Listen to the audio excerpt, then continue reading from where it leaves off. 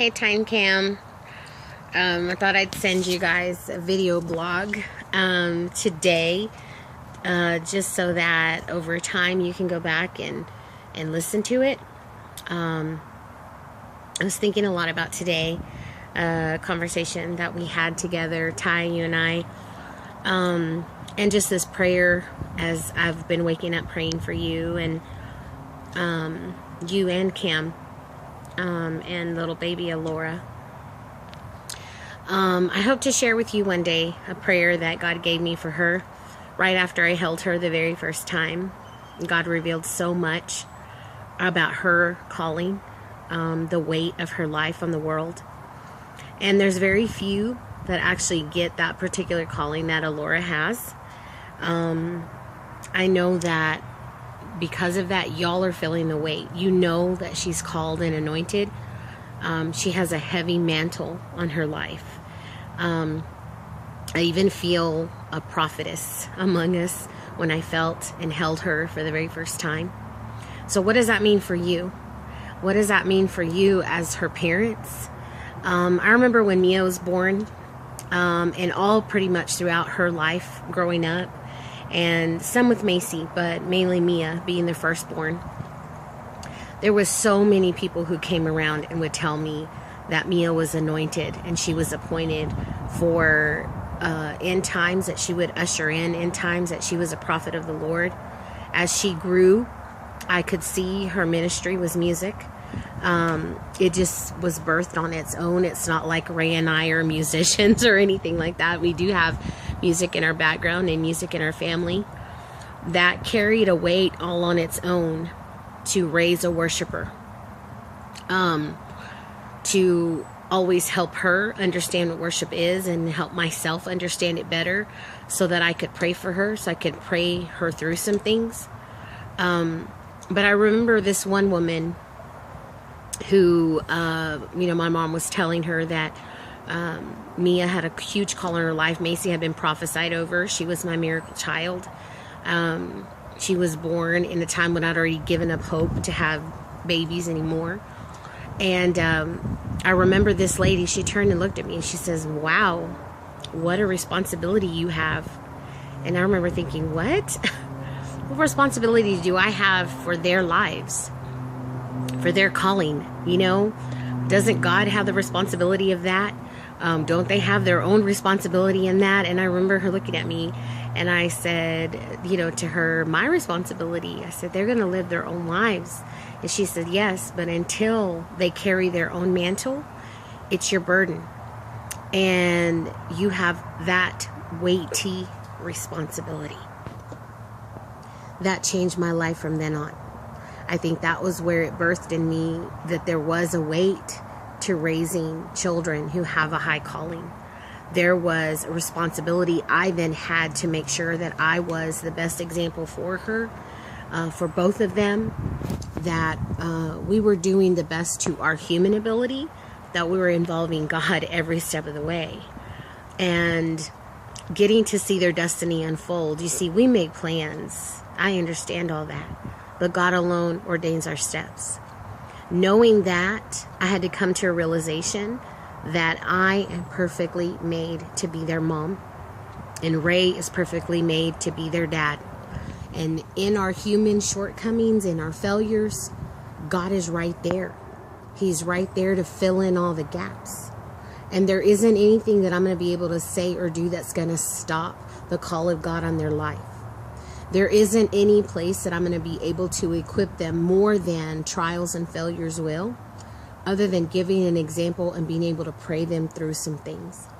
And I think that in this season that you hold your baby girl, I think you need to know there is a weight to it because she has a mighty call in her life. I've held lots of babies in my lifetime. I've held all my cousins' babies. I've held my own friends' babies.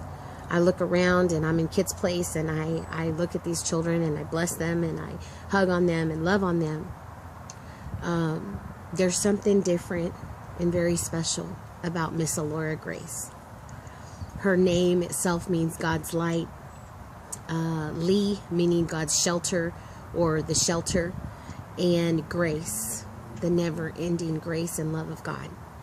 She was born with the symbol of the number 5, which is huge in itself. I think that's what you said, Kim. I can't remember which number it was now that I think about it. But for me, I know that whatever, you've named her, God has also called her. And I do believe that she is exactly who's supposed to be here to usher in end times, to do what only she can do. And I thank God that I get to be a part of it in some small way, in helping you guys pray and helping you guys grow. Having been there myself with the weighty responsibility of raising girls who have a very high calling on their life. What does that mean for me? What does that mean for Ray? We are held to that responsibility, and you'll feel it. And I think that that's why you guys might feel under attack sometimes. I think that that's why the anxiety sets in, that am I going to be enough? Am I going to do enough things? Am I going to do that? And at the end of the day, we won't. We'll fall short for good reason, because God wants to be the ultimate one. And in our shortcomings and in our failures, He will shine. He will be the one that she will lean upon her entire life. When the breath is out of our own lungs and she's still here fighting the good fight, making Jesus famous on the earth, singing praises and hymnals and worship to the King of Kings and the Lord of Lords. When she is building her own altars and worshiping God, I can feel it. I could feel it the very first time I ever held her in my arms. And I know that for you guys, her being the firstborn is extremely significant. Kim, you were the firstborn too.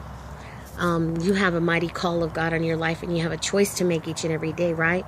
To rise to that call, to be the man of God that He's called you to be, to give of yourself unselfishly to your family, and also to your church and to this community and to all that you want to do and build in your lifetime. Alora has that same call. She has that same burden. She is the firstborn among your family, and that is huge. That in itself is sacred. And for that reason, I pray for her. I was that child. I was the first of both sides. The firstborn child, the first in the grandchildren. And I feel the weight of that call, and I wouldn't have it any other way. And so I know that I've met Miss Alora Grace for a very significant reason. I'm so grateful to be her auntie. I'm so grateful to be your sister, Ty, and to be such good friends with you, Cam. And I know that you guys are going to do an awesome job. So don't let the enemy steal any of this away from you. Don't let him try to make you second guess who you are. You are called to be her parents. And Ty, you are called to be her mom. And let me tell you, even Jesus needed a mom. Even Jesus needed a mom here on this earth when He became flesh for us. So I'm sending love tonight, and just let you know that, sorry, I'm getting